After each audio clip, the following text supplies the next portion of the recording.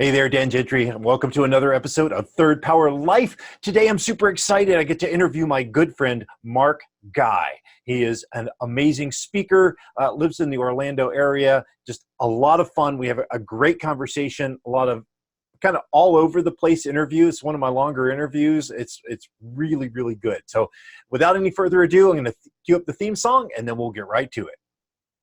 So, the big question is this: how are successful professionals like us going to keep increasing our business success and yet still have a full, balanced, and vibrant life that we absolutely love? That is the question, and this podcast will give you the answers. I'm Dan Gentry, and welcome to Third Power Life Podcast. Mark, I want to welcome you here today. I've been looking forward to this for a long time, actually. We've met a couple of times, different speaking events. I think we actually both spoke at the Fakori Youth Leadership Conference one year. That was a lot of fun. But I'd like to hear a little bit about your background, and we can talk a little bit about mine. I know we're kind of doing a little joint podcast thing going here, so I'm super excited about that. So tell you what, if you could kind of give me a quick background, your background, where did you come from? Why, what is it exactly that you do, and how did you get started with that? And then I'll go on my turn. Sure, absolutely. Thank you, Daniel, for having me. I'm always excited to connect with like-minded individuals and learn together. And I think it's, for me, one of the most important things in life is to build a community of the people that I can grow together. I don't necessarily see myself as a leader up front leading, but rather maybe being part of the leadership team, or maybe, making my own contribution.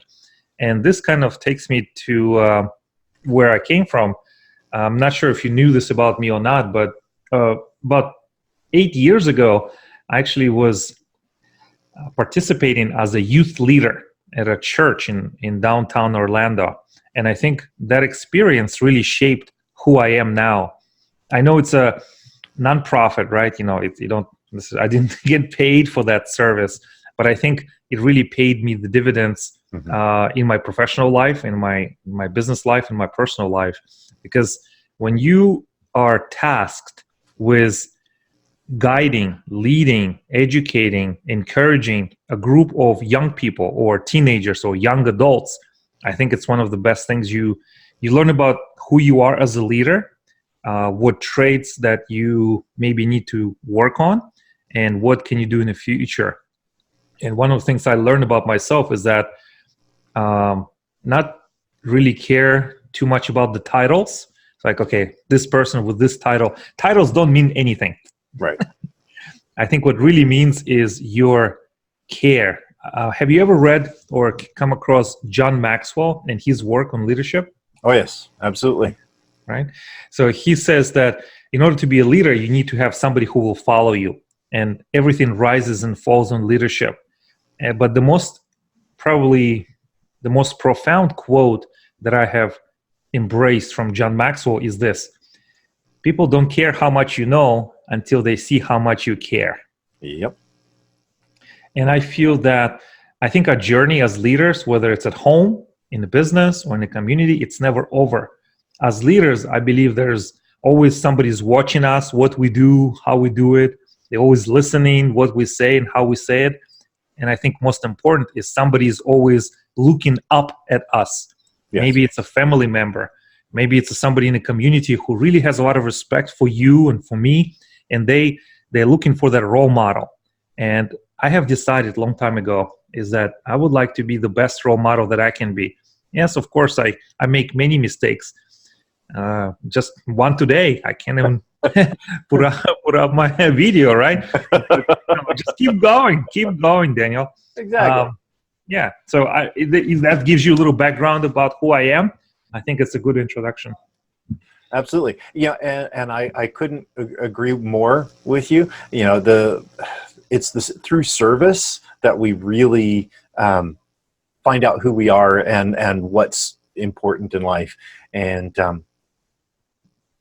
yeah, and actually, kind of my, you know a little bit about my story, but I was working in the corporate world and working myself to death, and realized that I was not taking care of what was truly important, my family and friends, and all of that. And through that, I realized, of course it took, there's some of us that are not a little slower. So I had to end up losing everything for me to finally realize that, hey, there are more important things than just, I was going for that title that you talked about, right? And wanting to be, I'm an important person. People know who I am. I'm famous. And that doesn't necessarily get you anything good, right? There's nothing wrong with having money and having the title and all of that. That's fine, but it's definitely not what's actually really important in life. It's about service. And that's why I do what I do now, talking to people about having the life balance and creating a truly successful life, not just a profitable life, right? Mm-hmm. And there's a huge difference. As I'm sure you agree with. Yeah, what I because we're friends on Facebook and LinkedIn and through Google and Twitter possibly as well, right? What I have seen on your Facebook business page is this meme where you have this big tanker lying on its side. Yes. And it's saying, what can you tell me about that? Well, I listen, I wish they were my words, but I heard it on another podcast, that no amount of success can compensate for a failure at home. And I was trying to find some way to kind of put that in a picture. And so I was looking through a couple of different photo libraries, and I found that boat laying on its side, this big,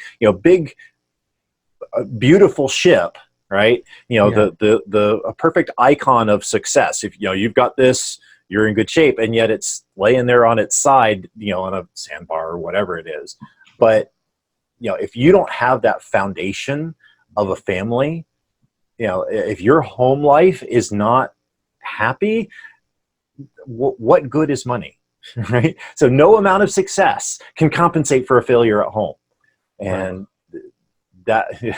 So yeah, that was fun. You know what? I think sometimes we come across an image that says so much and it's so congruent with the message.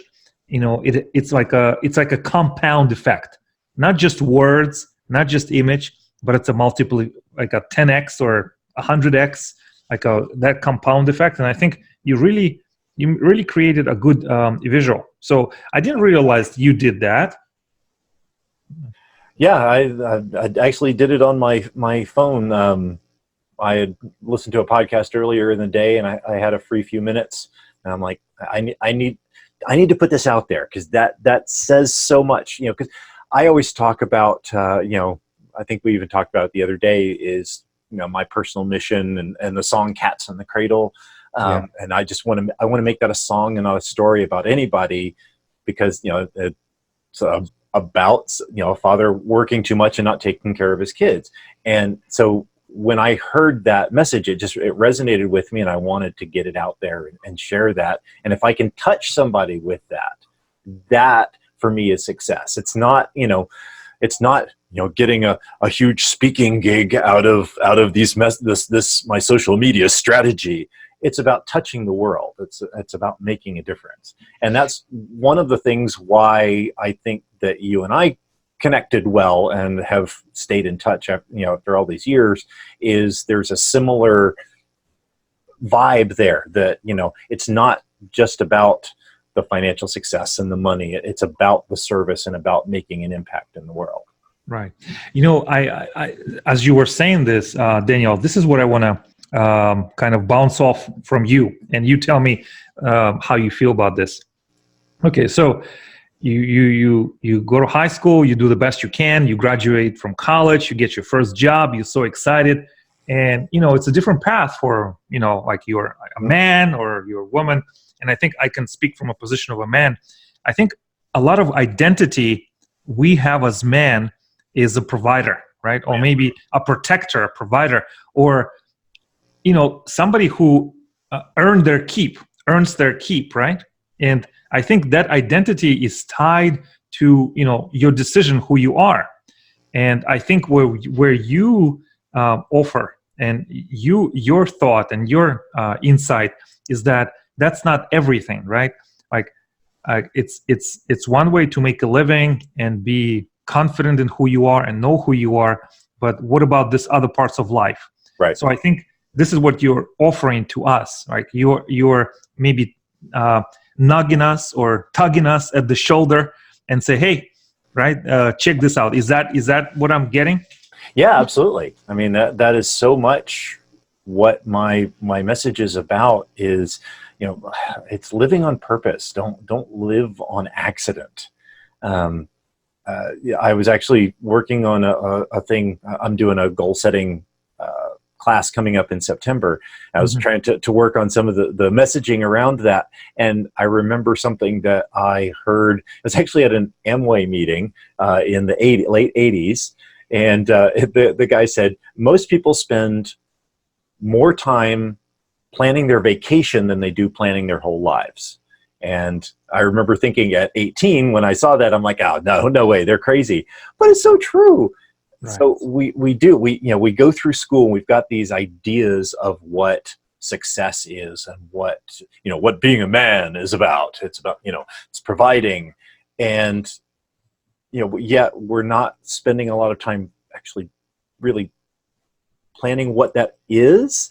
But the other part that you talked about and that is so true is, especially for men, our identity is tied to what we do. Yes. Yeah. Well, I think it's if you want to have a family, right, or if you want to have some kind of semblance of life, if we don't work, our lives don't work, right? That's one you heard it before, I'm sure. I heard it from the industry, from an insurance industry slogan. It's like, yeah. And it fits so well, right, in the society that we have. It does. So there's this sense of identity, but I'm not saying this is my position for every man. This is just my view. This is the identity that I thought of. I mean, I looked at my dad. He worked really hard, and then I look at other role models.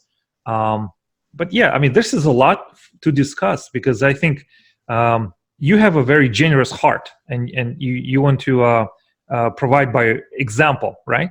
Yes. And there's another thing that just came to my mind, but it's escaping me right now.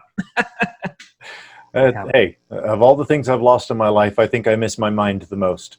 But yeah. Yeah. Well, then how do you take that focus from growing into your full potential as a man, right? Right. As a part of family, because it's not just you, right? It's your mate, right, your partner, your spouse. So how do you then? I mean, where do you have the time, the energy? I mean, can you talk to me about this, because this is real. Absolutely, and that's what the challenge always is. There are so many things that are pulling on us at all times, and in today's world, it's even more so, because we've got these little things that are always pulling at us. Give me attention, right? And it's a matter of, really what it boils down to is living on purpose. Is don't live on accident. Don't live by accident. And we do that. We get caught in the rat race and the, I have to make the money. I've got to go to work. I've got to come home. Go to work, come home, and you lose sight of what's really important. And it really is about finding what is your purpose, what is the legacy that you want to leave, and keeping that in focus, keeping the fact that, you can always make more money, you can never make more time. Spend that time with your kids, with your spouse, right? make sure that you're feeding your relationships, because I call it the emotional bank account. I don't think that's original to me, but you've got to constantly be making deposits into that, right? You've got to be doing little tiny things.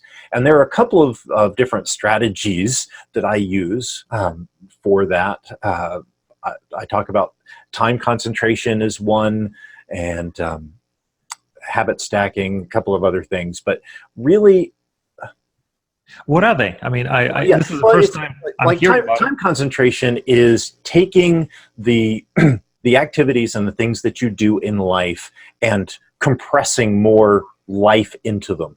The example that I always use is, we know we need to exercise, right? We've got to take time to take care of our physical bodies. Well, I chose an exercise. I do karate. I actually just got my black belt in Tung Soo Do back in April. So, Yeah, I saw that. Congratulations. thank you. It had been on my list for a long time, but but I chose karate on purpose, not just, hey, I need to join a gym, right? Because for there, I'm going and I'm exercising, of course. I also find martial arts to be a good mental workout. You're having to memorize moves, you're having to remember the forms, all of these different things. For me personally, there's a bit of a spiritual side to it, because there's concentration and it's, focus and all of that.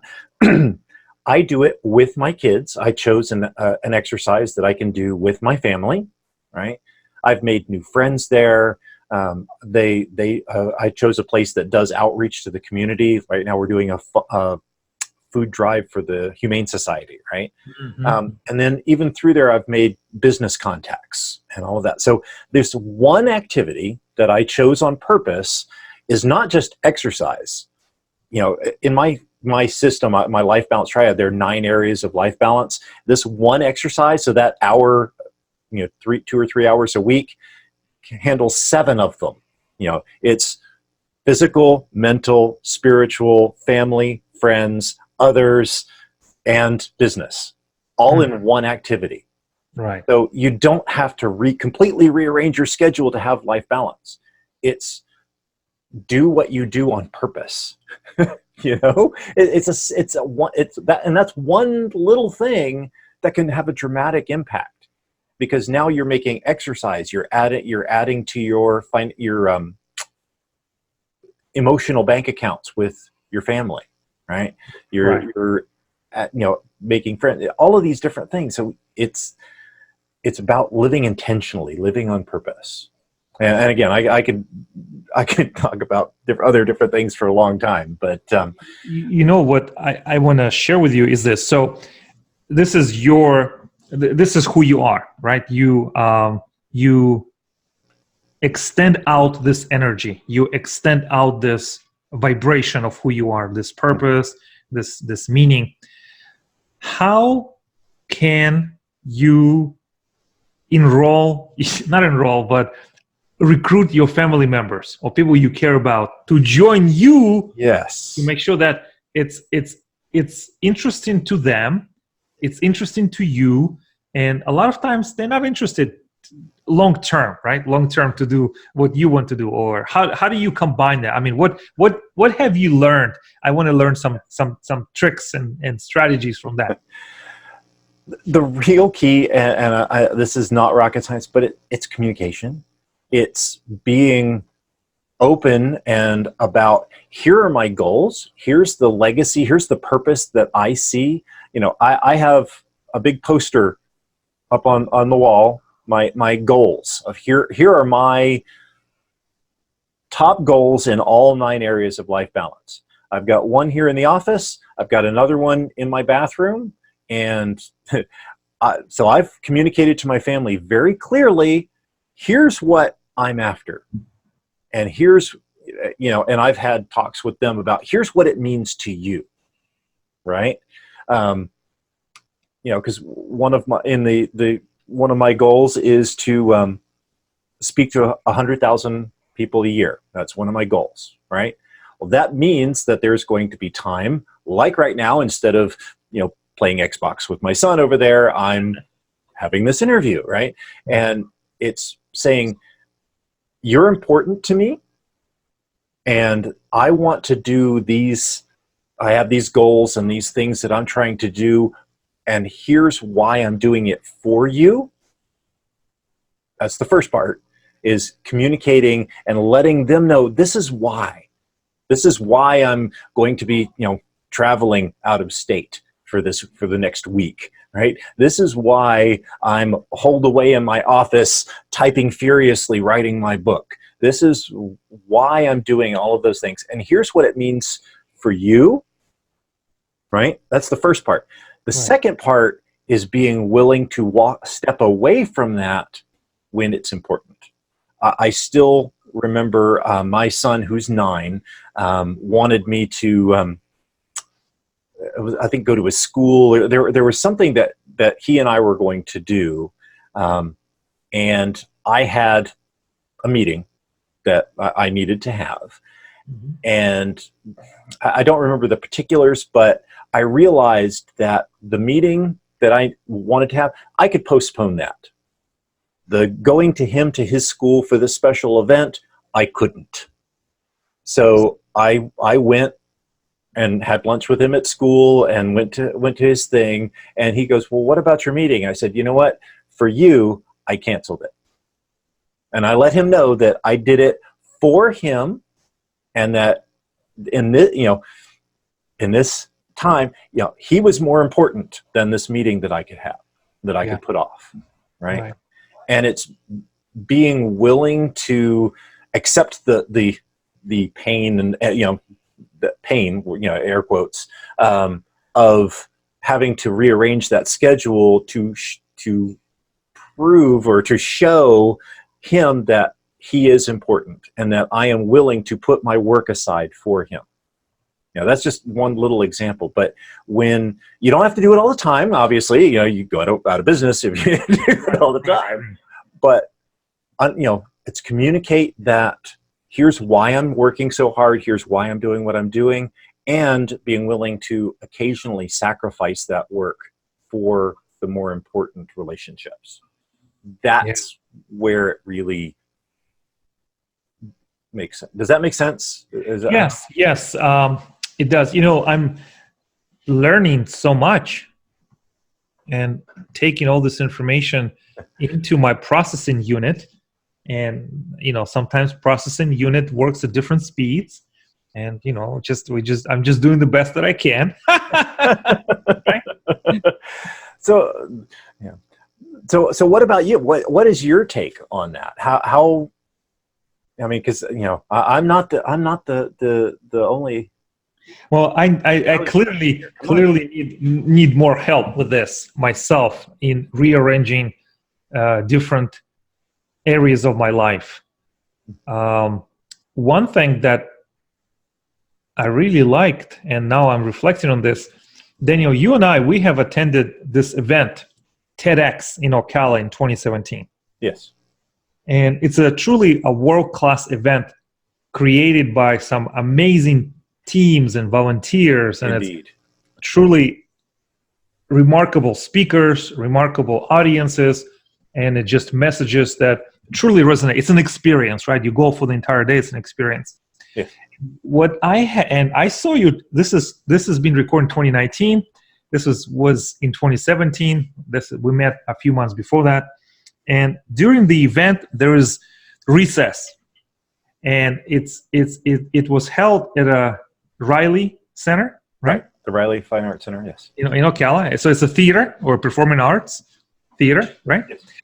In the lobby, they have set up like speakers for music, for recess. Mm-hmm. And they started playing music, and they said, okay, everyone, who would like to dance? And I saw you step right up into the circle and started to dance. And Daniel, I will never forget this memory. Here I am, one of the speakers, right? A little nervous. And I saw you just going for it. Like, didn't care if the people were looking or not looking. There was only maybe 3 or 4 of you dancing, but then more people were joining. So as you tell me about this decisions and this purpose-driven approach to life, and how you talk to your children, your son, and probably with others. So, and then karate, how you combine and stack more life into the activity. So this is a lesson, right, for me and for everyone. If there's music and there's invitation to dance, you don't stand around and rub your back against the wall and trying to make it clean. You jump in and you make and you know, I was so enthused by this moment. I still have that picture of you in my phone dancing. Oh, no. And well, you know, it was other people there, but I mean, you would never even know until I told you this today, right? No. And I was just so, I mean, this was such an incredible, and you know, I'm thinking about this and I'm thinking, what's stopping me from dancing, right? So maybe 5 minutes of embarrassment will save me years of regret. Why don't I just, you know, like, right? Just jump in. And, you know, I learned this, and thank you for this reminder. I will tell you a little background on this. When I was serving at church, there was an event at SeaWorld every Easter sunrise. Okay. And for whatever reason, and it's very early, right? It's like 4 o'clock in the morning. You have to get up and go there by 5, and it's traffic and parking.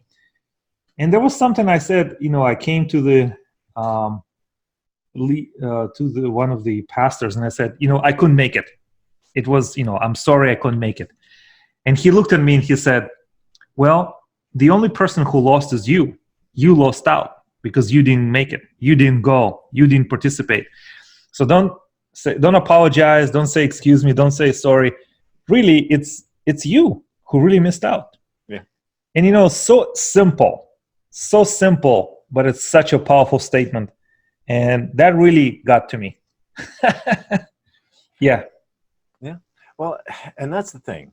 You know, for years, I mean, you would know anybody who meets me now, and I tell them this, and they just go, yeah, right. I was always the super duper shy kid. You know, in high school, I was the wallflower. You know, I didn't talk to people. I thought I had no social skills. I remember doing the Myers-Briggs personality test, and the first thing is introvert or extrovert, and I was like 0 is balanced, and I think it goes like 60 on each side. I was a 47 introvert. I mean, super quiet, not, you know, don't talk to me, right? And I found out that I was missing out on life. And so it's so funny that you say that, because if anybody who's ever seen me dance knows it's not pretty. It's just not. I have the proof. People, I take bids now. Just contact me and I'll send you that photographs. Fantastic. Yes. Yeah. But you know what? I found that the reality is nobody really cares. And the people who would laugh at me and make fun of me, I don't care what they think anyway. So why miss out on that joy and that fun of life for no reason, right? So I do, you know, now I act kind of crazy, and you know, I've got a little bit of a weird sense of humor, and I don't mind, you know, getting out in front of people and dancing. I saw it. You know what? Everyone there saw it. Yes. Everyone was. It was a good moment. It was a good moment. Good. Well, you know, and that's part of why I do what I do, is to be that little light to help bring levity to the world. I still remember I had a guidance counselor in middle school that pulled me aside one time, and he said, "Hey, Dan, I want to ask you a question." You know, I was in there for something else, but he goes, "Dan, let me ask you a question. What do you think the world owes you?" And, you know, being a 13-year-old, I'm like, I don't know. Right? And he goes, "The world doesn't owe you anything. You were given the gift of life. You owe the world.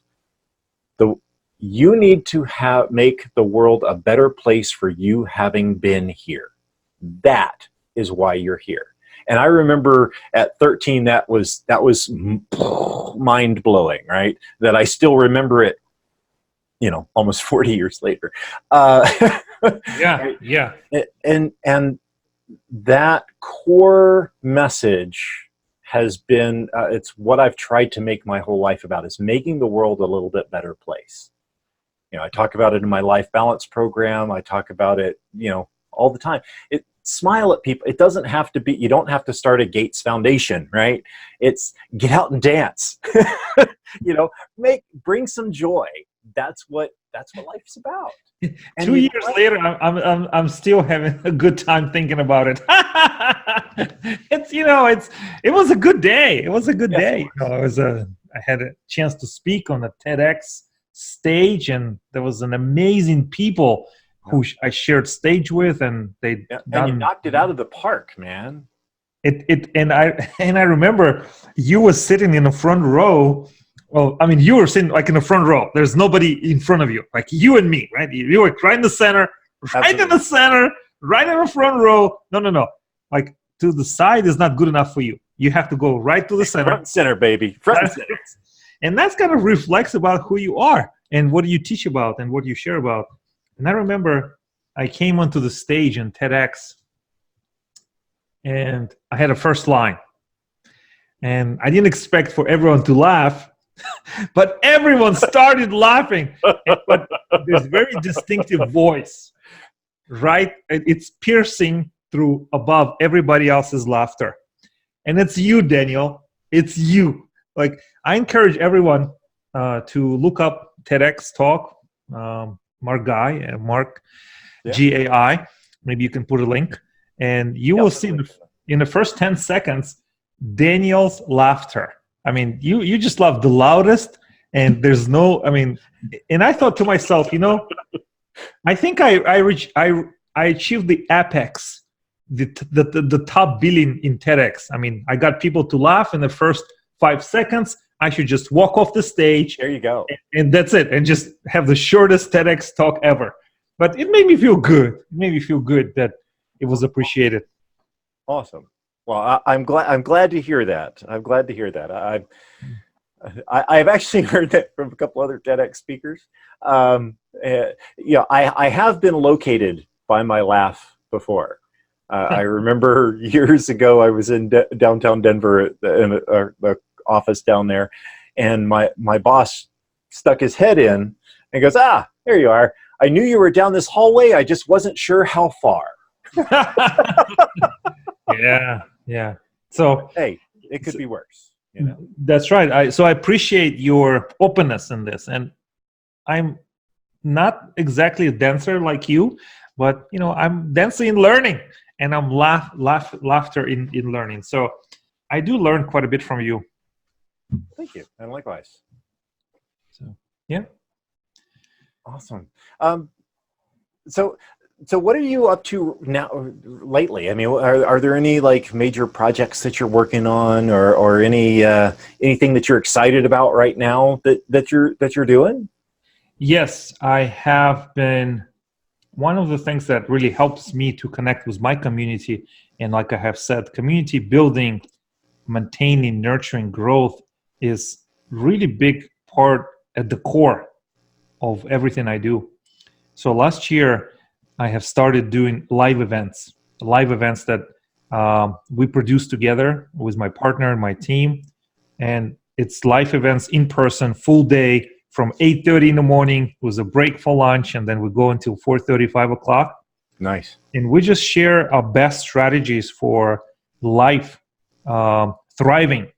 We talk about, it's a place for not just to sit back and listen to what we say, but it's rather a place to get to the front row, stand right there and absorb information and learn. And I believe in that. I believe in sharing everything that I know and everything that I have learned, and mistakes and failures.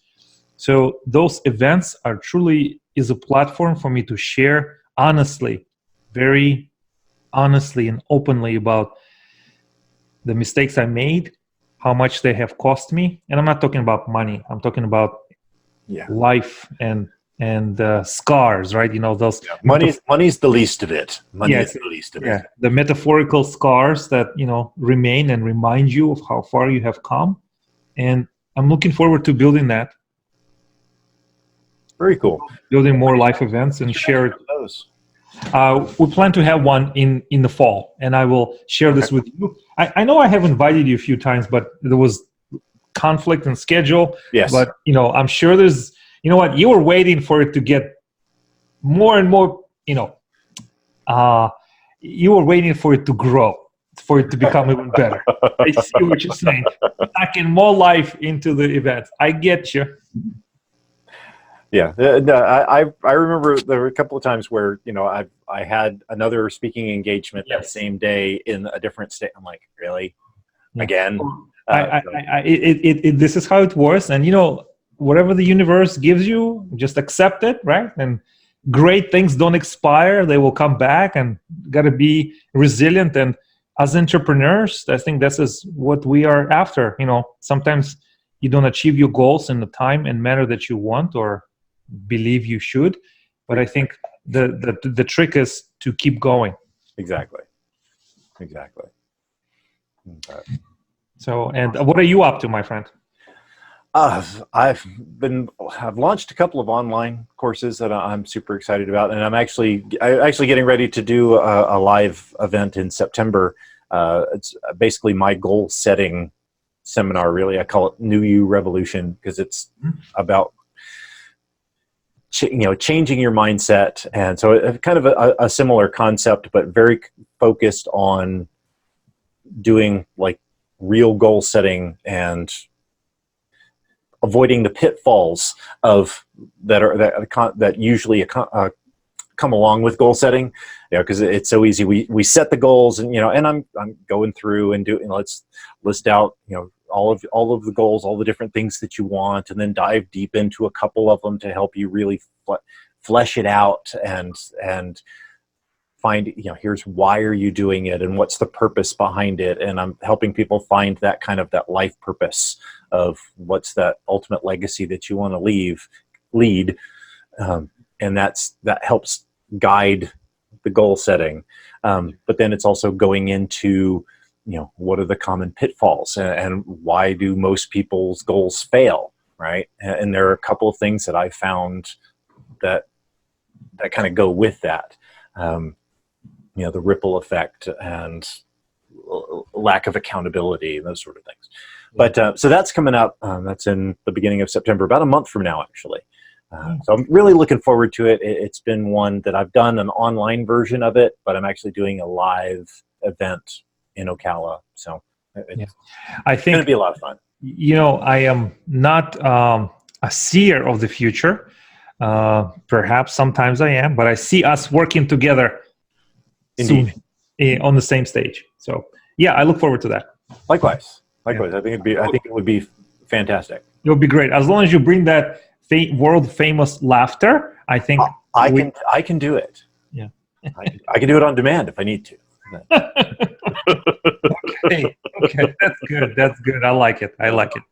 All right. Well, thank you for having me. Thank you. Oh, absolutely. This has been fantastic. We'll have to do this again. I don't think this needs to be just a one-off. I think this needs to be a recurring segment. Sure. I'm okay with that. We'll call it G squared. Gentry and Guy and Gentry. G squared. Okay. Yeah. All right. Hey, I'm a math and science geek. You're gonna get that. So. Got it. Okay. Yes, absolutely. Well, thank you, Daniel, for having me, and thank you for having this conversation. And let's do it very soon. All right. Sounds great. Yep. If you would like to find out more about Dan Gentry and Third Power Performance, then go to www.thirdpowerperformance.com.